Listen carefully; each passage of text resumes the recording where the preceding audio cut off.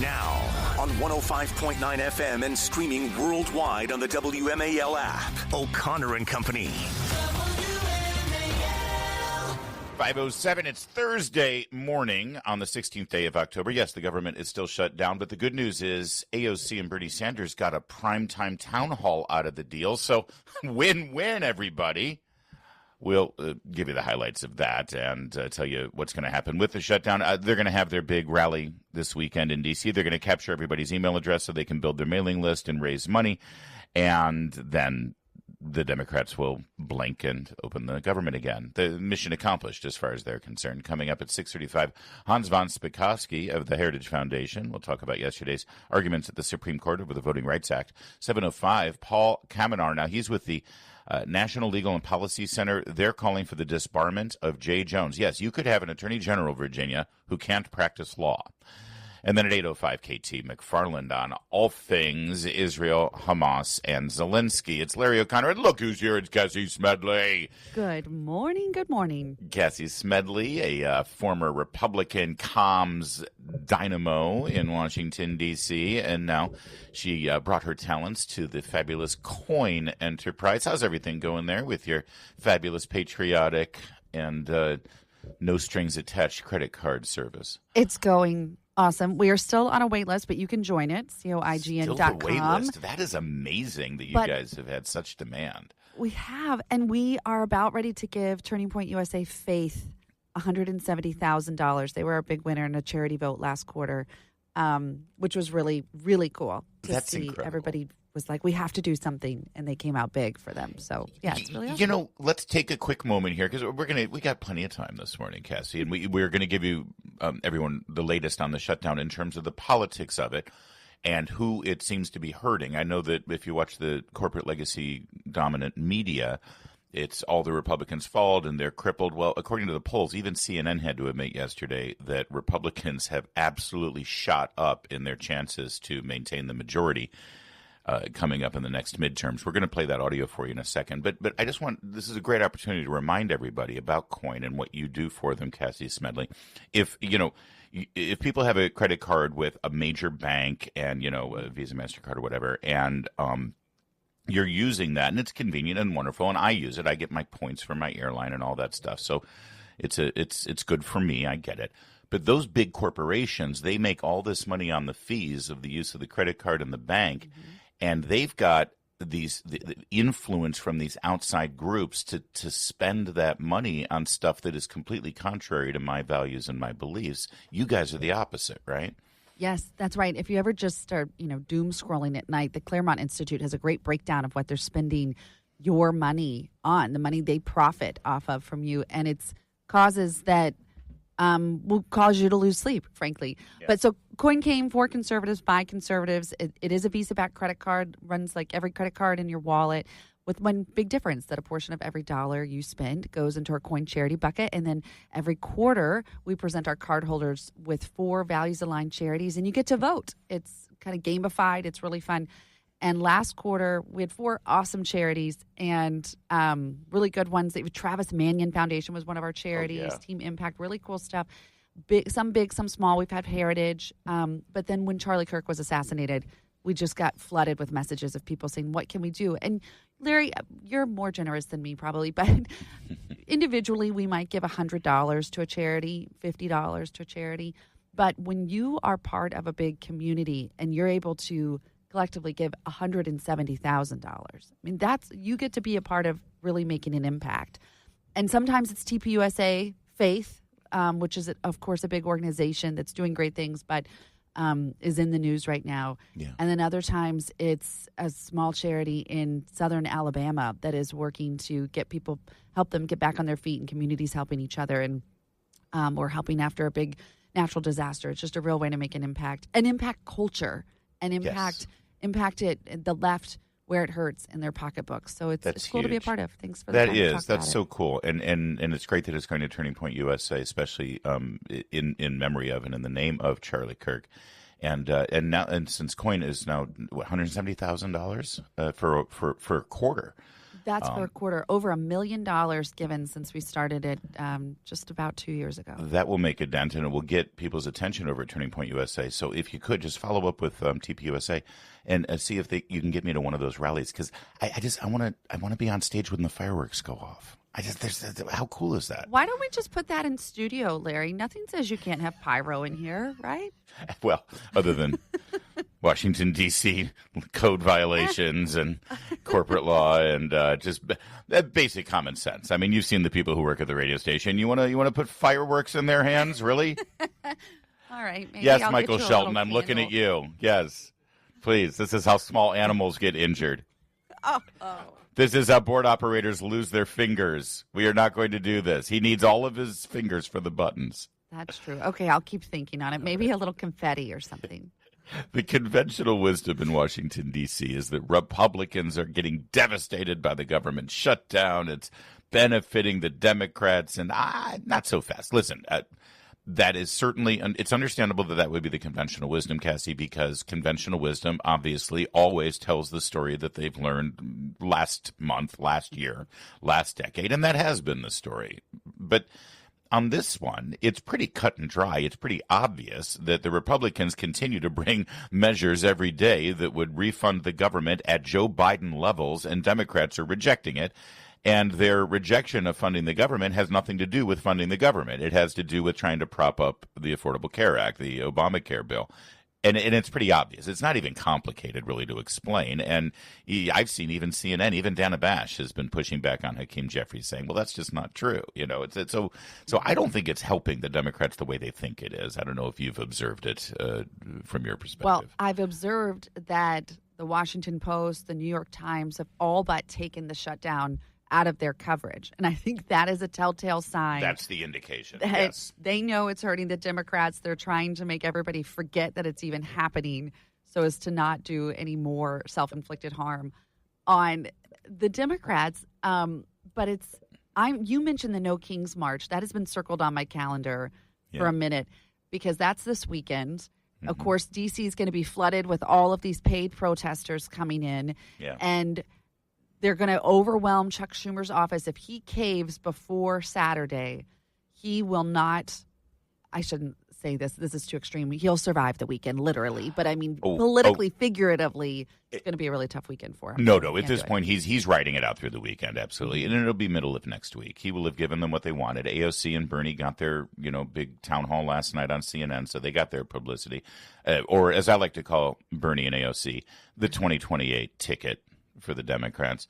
And so he's done his job. He's survived. AOC is not going to primary Chuck. AOC is going to run for president instead.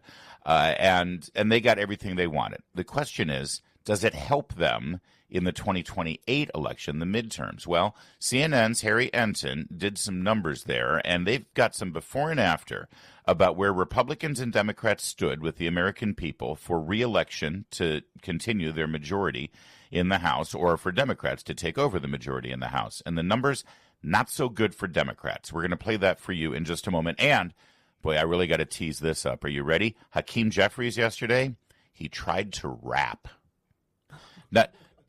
Nothing says winning a political argument in Washington, D.C. than Hakeem Jeffries attempting to rap about it. We'll play that for you in a moment as well. First, though, it's 5:15 WMAL. WMAL, making sense of the news. Live from the Home Paramount Pest Control Studios. Home Paramount, the leader in pest control since 1939. Your next $1,000 could be one text away. It's $5K a day on WMAL.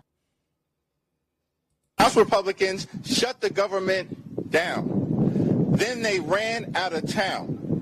And for the last 3 weeks, they're nowhere to be found. That's just that's a man in full. That is a confident politician out there owning the day. Hakeem Jeffries, minority leader for the Democrats from Brooklyn, bringing in the East Coast rap game. House Republicans shut the government down. Then they ran out of town. And for the last 3 weeks, they're nowhere to be found. Dude, that's just That reminds me of when your dad tried to sing to the cool song. Like for me growing up, it was like Britney Spears. And you'd be like, Dad, don't. You're embarrassing me. One of my top wishes is that you get up and do the dishes. That's a Larry, dad you rap. of course could dad rap. You can teach Hakeem a thing or two. Yeah. Yeah. When I try to hip hop, I blow out my hip, and then I have to hop to the sofa. Let's get Harry Enton in here. All right, so our Democrats, was that display right there from Hakeem Jeffries, was that an indication of how great this shutdown is going for them politically? Republicans shut the government down. Then they ran out of town. And for the last 3 weeks, they're nowhere to be found. Honestly, it makes Hamilton look like freaking Mozart. It's just nasty. All right, let's see how it's going. Harry Enton. From some 1930s gangster movie, telling you how it's going on CNN. We'll start with cut one.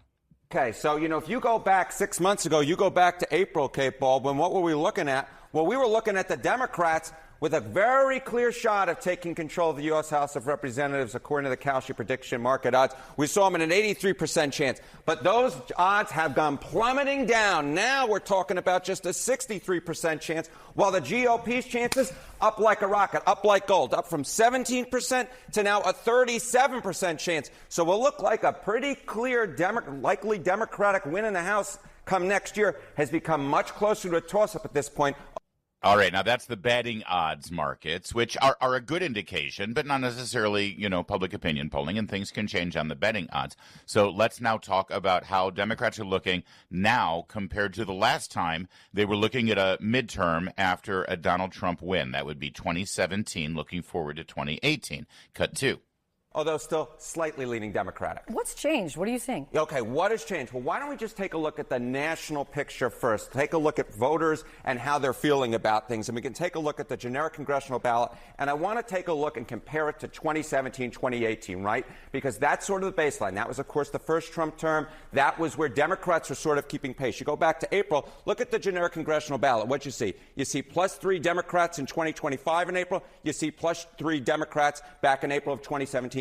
Now jump over to this side of the screen. What happens? Well, the Democrats are no longer keeping pace with the pace that they were setting back in 2017, 2018. You look back in 2017, you saw that the Democrats had leaped up to an 8-point advantage. I remember covering this. I remember a lot of folks, including myself, saying, you know what, Republicans look pretty decent right now in terms of the fact that they had the House, they had the Senate, they had the presidency, but things were likely going to flip. And I was looking for the same signs this year. The bottom line is it hasn't happened, Kate Baldwin. It hasn't happened. Democrats have stayed basically steady. They have fallen off the pace. Democrats were way out ahead back in 2017 on the generic congressional ballot. And now we're basically looking at Democrats ahead.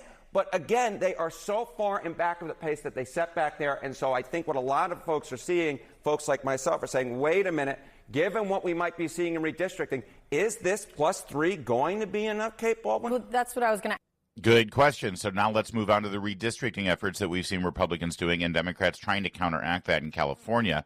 Let's listen to that now. Cut three.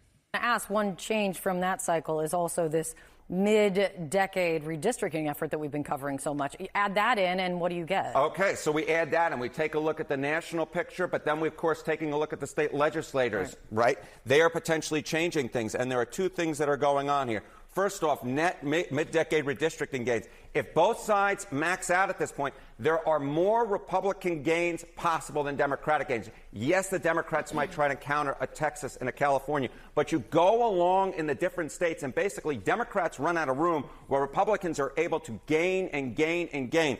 If both sides max out, we're probably looking at a GOP gain of +7 House seats. That doesn't even take into account the potential gutting of the VRA that is right now going to be in front of the Supreme Court. If you add that in, you could be looking. Voting Rights Act. What? Yes, Voting exactly Rights. right. The voting. Yeah, and I'm not going to. I would quibble with his language of gutting the Voting Rights Act. That's not what's going on in the Supreme Court right now. We'll talk to Hans about that at 6:35. But basically, listen, there's a lot of game to be played. We're a year out from where it's really going to matter before the midterm elections. But, Cassie, that's not the trend line the Democrats were expecting at this point. And I'll add one other data point. You've got a good bellwether in Virginia and New Jersey coming up in 3 weeks. And the fact that Democrats forget about running away with those elections. They are nail biters right now. Right now, I think the Republican is poised for victory in New Jersey. Republicans in Virginia, I would say it's a toss-up, but I think the momentum is on the Republican side. Mm-hmm. I don't see this as a big political bounce for Democrats at all right now. Yeah, I don't think it's going to be the bellwether that they're hoping for. They always love to say that it's the indicator for how the midterms are going to go. But I think it looks like, at best, a great night for Republicans, really bad night for Democrats. But at worst, kind of a mixed bag. I don't think they're just going to run the field in either state. So that'll be interesting to watch, of course. But then, I was thinking about what's the difference between 2017 and now, other than the makeup of things, because that's the same, the White House and the makeup of Congress. But think about in 2017, and this is when I was at the RNC, and every day it was the deluge of Russia collusion. What did Trump tweet? What do you say about what Trump tweeted? That was all Republicans were talking about, or that's all the media was asking Republicans about. Mm-hmm. And now think about how, first of all, President Trump has been so much smarter with how he just understands so much more about how the media is going to treat him, and so he doesn't let them pursue their own narrative, I guess you could say. So he's been in control of the narrative. And then Congress has done a really good job of staying on message, staying in control of the work that they're there to do. And Democrats, without the cover of the media to go there and do their bidding, they're just flailing. There's no real leader other than AOC and Bernie, as you pointed out. They have no real agenda, certainly not one that's popular with voters, and voters haven't forgotten that from last November. Kamala's out on her book tour, still causing them harm in that way, I guess you can say. But also Republicans have done a good job of staying together, staying on message, something that we historically are not very good at doing. I think that's a big part of it. I think that 10 years later, the American people and the Republicans themselves are used to Donald Trump, so they don't have to be on the defensive and on their heels the whole time. But don't discount the fact that instead of having Paul Ryan and Mitch McConnell, who were really not supportive of Donald Trump 8 years ago, you have a different makeup in Congress, and you had a lot of those members of Congress and in the Senate now making up the Republican caucus who owe their election victory to Donald Trump, which is a big political difference too. And by the way, the rise of the alternative conservative media, independent media that actually is able to get a message out in some cases in a louder and more definitive way than the mainstream legacy media. All of those things make it, listen, again, a lot of game to be played. But if you're a Democrat right now, you're not happy with the political results of this stunt. It's 5:25, WMAL. All right, coming up, big day in the Supreme Court yesterday. Arguments over the Voting Rights Act. We're going to give you some of the highlights next. WMAL-FM, Woodbridge, Washington, a Cumulus media station. Making sense of the news. News Talk 105.9. News now. Now on 105.9 FM and streaming worldwide on the WMAL app. O'Connor and Company. It's 5:37. It's O'Connor and Company on a busy Thursday morning. They're all busy. I should just stop using that modifier. Coming up at 6:35, Hans von Spakovsky about yesterday's arguments before the Supreme Court that we're going to delve into in a moment. At 7:05, we'll talk to Paul Kemenar. He's with the National Legal and Policy National Legal and Policy Center, trying to move to disbar Jay Jones. And then at 8:05, KT McFarland. It's Larry O'Connor with Cassie Smedile. Good morning, Cassie. Good morning. Good morning. You just heard Harry Enton there talking about gutting the VRA. That's the Voting Rights Act. It's not gutting. This is, of course, the Voting Rights Act, which was passed into law and has been freely and liberally, and I use the word advisedly, liberally interpreted by courts for the last 60 years. This, of course, as a result of Democrats' segregation and racism in the South post-Civil War.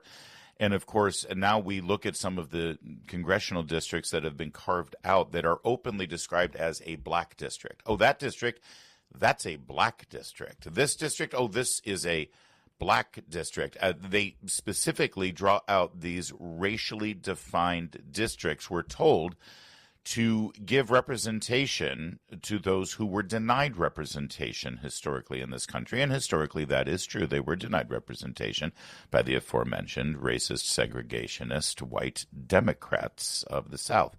That's the legacy of their party. Well, now the state of Louisiana has examined their districts that had been carved because judges told them to carve them that way. And they've said, well, wait a second.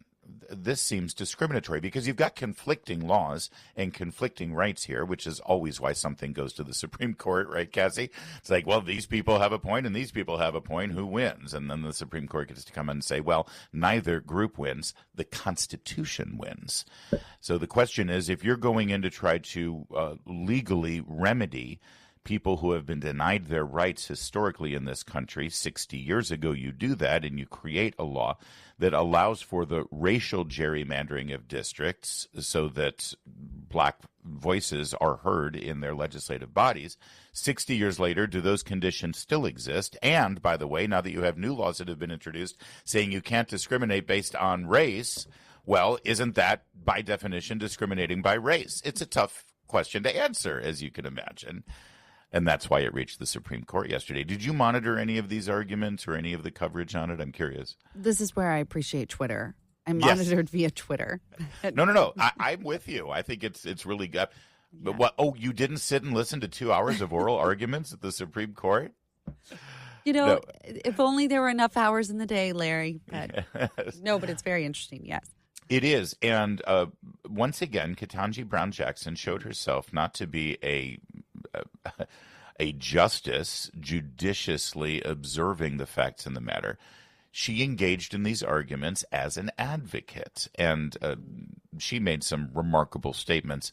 This is the one that's really getting a lot of attention. Let's listen to cut 6 as she tries to liken some of these statutes to the Americans with Disabilities Act. You remember the ADA was passed in the late 90s to ensure that people who are physically disabled have access to buildings and facilities so that they aren't denied access due to their physical disability. She now basically compares a disability to being black. I know you might be saying, oh, Larry, come on. That's outrageous, you crazy right-wing talk show host. There's no way she did that. You listened to Ketanji Brown Jackson yesterday in open court during the arguments, and you tell me what point she's making. Cut 6. I guess I'm thinking of it, of the fact that remedial action, absent discriminatory intent, is really not a new idea in the civil rights laws. And my kind of paradigmatic example of this is something like the ADA. Congress passed the Americans with Disabilities Act against the backdrop of a world that was generally not accessible to people with disabilities. And so it was discriminatory in effect because these folks were not able to access these buildings. And it didn't matter whether the person who built the building or the person who owned the building intended for them to be exclusionary. That's irrelevant. Congress said the facilities have to be made equally open to people with disabilities if readily possible. I guess I don't understand why that's not what's happening here. The idea in Section 2 is that we are responding to current day manifestations of past and present decisions that disadvantage minorities and make it so that they don't have equal access to the voting system, right? They're disabled. In fact, we use the word disable in Milligan. We say that's a way in which you see that these processes are not equally open. They're disabled. I mean, I'm at a loss, Cassie. If I made that argument on the radio, I would get letters. There would be protests. I would be. But here it's intellectual, thoughtful analysis from a Supreme Court justice. The Supreme Court justice who also could not identify what a woman is. Yes. define a woman. So, she's really batting 500 here, but it's incredible to listen to it in her own words, though, Larry. The audio is really obviously very helpful in this case. Yes. Thank you, Supreme Court, for making the audio available. I would love the video because then we could see everyone's reactions. Including Justice Clarence Thomas. I think it would have been a telling expression on his face, I could imagine. In fact, the Babylon Bee has extrapolated what it may have been. Here's the headline. Clarence Thomas gently explains to KBJ that not all black people are mentally disabled, just her. We've got a little bit more of the audio here.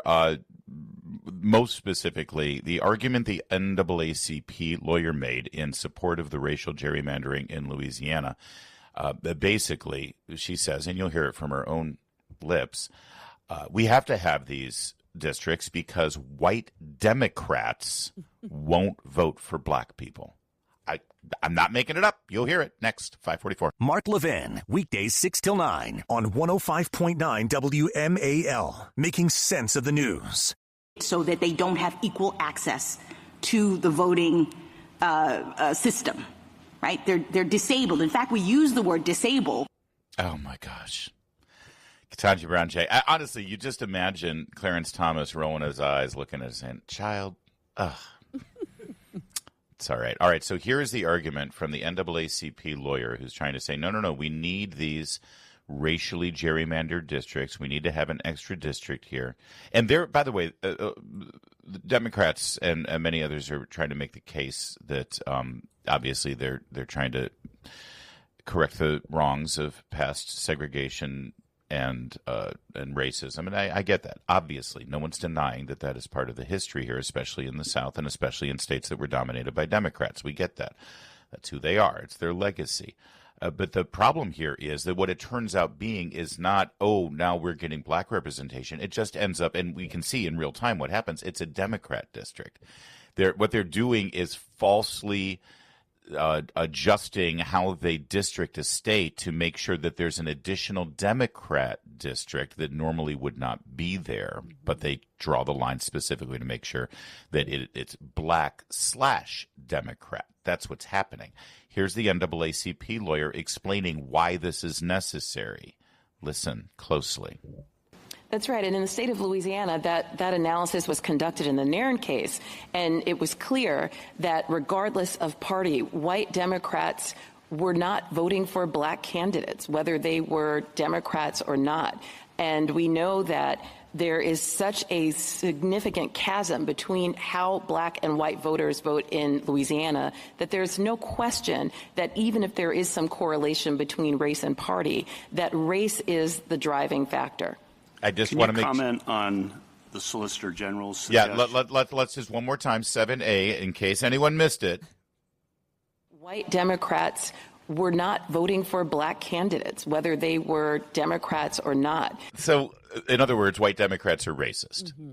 White Democrats are racist. Thank you. Thank you for affirming that, NAACP lawyer. Because here's the funny thing. There are quite a few black Republicans in the House of Representatives. Mm-hmm. And in the Senate, by the way. And guess what? Guess who votes them into office? White Republicans. So white Republicans are voting for black Republicans in the House of Representatives, but we need special gerrymandered black Democrat districts because white Democrats refuse to vote for them. That's on the record now from the Supreme Court arguments. That's the argument. And they've got Ketanji Brown Jackson also saying, well, and you've got disabled people, black people being disabled. My gosh. But you make a good point about that the black Republicans in Congress being voted in by just a majority of voters, right, regardless of makeup. But oftentimes in white majority districts. Exactly. Yeah. Yes, that they don't have a special carved out district. Nope. Black Republicans don't get that. Nope. And yet somehow they still make it to the nation's capital. All right, listen, that's my layman's analysis and Cassie's laywoman's analysis. Can I use the word woman? Coming up at 6:35, we'll have a legal expert and a voting rights expert as well. He was literally in the Justice Department Voting Rights Division. Hans von Spakovsky, the Mighty Heritage Foundation, joins us then. Right now, it's 5:53. Vince Colonnese here. Are you working on the Hill at a think tank, or are you a young professional eager to study the arts of liberty? Hillsdale College's part-time Master of Arts in Government program in D.C.